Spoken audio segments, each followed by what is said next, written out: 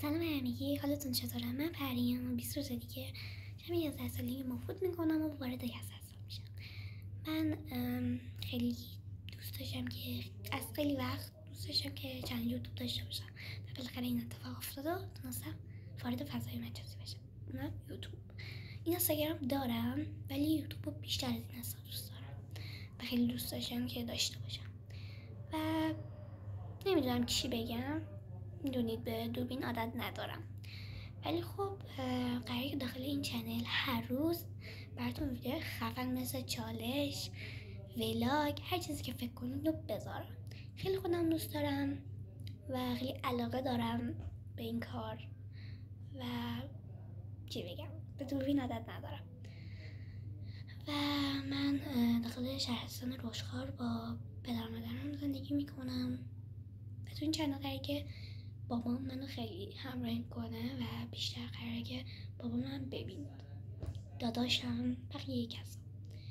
و یه داداش دارم 14 سالشه و 2 نفری. من خودم 11 سالمه، البته 20 روز دیگه شهر تا 11 سالی مفوت میکنم.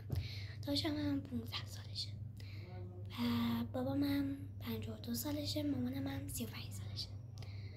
و آره همین. مرسی تا اینجا ویدیو با من همراه بودید. این ویدیو خیلی تایمش کم بود ولی خب قول میدم ویدیو بعدی تایمش بیشتر باشه و خفن‌تر باشه. دوستتون دارم. تا این ویدیو دیگه با من و ویدیو بعدی که اولین ویدیو چالشی شروع کنیم.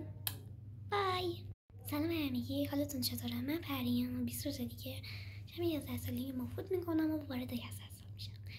من خیلی دوست داشتم که از خیلی وقت دوست داشتم که چنل یوتیوب داشته باشم و بالاخره این اتفاق افتاد و تونستم وارد فضای مجازی بشم، اونم یوتیوب. اینستاگرام دارم ولی یوتیوب رو بیشتر از این دوست دارم و خیلی دوست داشتم که داشته باشم و نمیدونم چی بگم.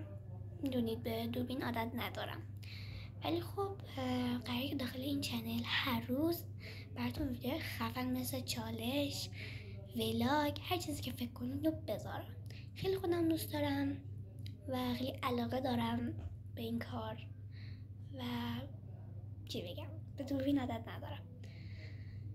و من داخل شهرستان رشخار با پدر مادرم زندگی میکنم و تو این چنل قراره که بابام منو خیلی همراهی کنه و بیشتر قراره که بابا من ببین، داداشم، بقیه کسا. و یه داداش دارم 14 سالشه و 2 نفری. من خودم 11 سالمه، البته 20 روز دیگه